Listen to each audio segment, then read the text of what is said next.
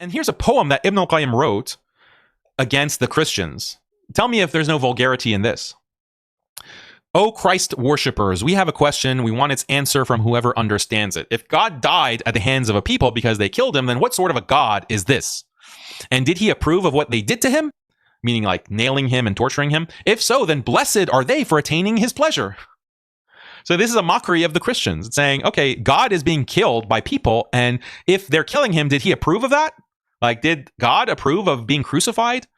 Apparently, because God wanted to, according to the Christians, sacrifice himself as atonement for the sins of man, for the fallen man, so he has to be crucified and sacrifice himself, commit deicide. So did he approve of those who were crucifying him? If so, then blessed are they for attaining his pleasure. He continues, and if he was angered by what they did to him, then truly their power has overcome his power.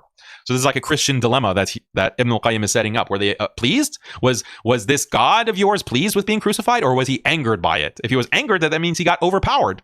And did the universe remain without a God who hears and responds to whoever calls upon him? So when for the 3 days before the resurrection, the alleged resurrection, when Jesus as God was dead, who was answering the prayers? Who was responding to the prayers? How was the universe able to sustain itself? And were the seven heavens left empty when he lay beneath the dust covered by it? And were the worlds left without a God guiding and governing them when his hands were nailed? Why did not the angels help him when they heard his crying? And how could wooden planks bear the weight of the true God with his back tied to them?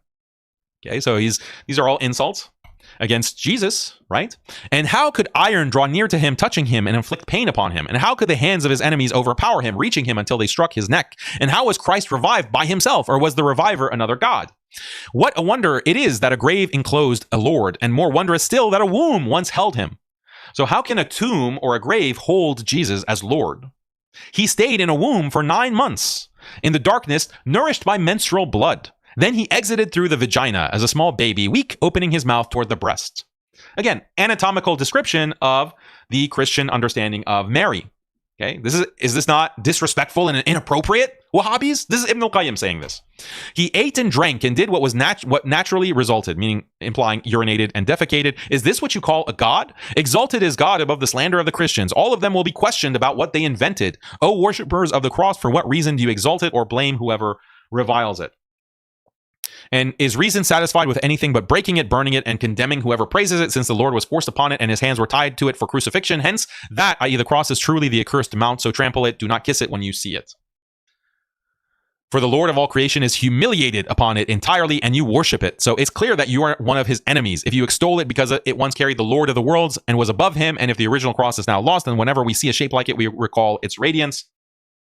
Then why not prostrate to graves entirely, since a grave contained your Lord within its depths? So Christ worshipper, awake, for this is its beginning and this is its end. So is this not blasphemous? Okay, look at what he's saying about the Lord of the worlds. Okay? Is this not blasphemous what Ibn al-Qayyim is saying? Aren't these insults directed against Allah, against Jesus, against his mother? Only if you're a low IQ Wahhabi would you think that. If I hid the name, like who is this poem by? If I hid that and didn't reveal that, and said, oh, a Sufi wrote this poem, I bet you a ton of these Wahhabis would have already done like a million takfirs. A million takfirs of that Sufi who is insulting Isa and Mary and Allah. Oh, no, actually, it's Ibn al-Qayyim. Well, it's nuanced. There's context. How are they going to backtrack from this? How are they going to backtrack? So the Wahhabis, like, they are backstabbers. They're the worst cowards. They can't face anyone in debate. Especially not Farid. He's the biggest coward there is. Hindu temple apologist, and now he's a Trinity apologist. So, yeah. I mean, again, I said I don't like to talk about an incest rape theology, but unfortunately, when Judeo-Christians resort to that kind of language to insult the Prophet ﷺ, we have to respond in kind. We have to respond in kind. Okay? Get it through your head. Get it through your thick skulls. And this is something that not only is allowed in Islam, it is not only allowed, it is required, and it's been demonstrated by some of the greatest scholars of our history.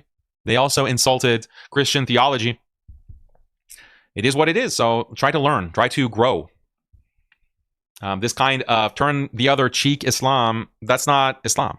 That is soy Islam that you've taken from compassionate imams who they themselves are too cowardly to stand up to the challenge, so they try to justify it by using hadith incorrectly.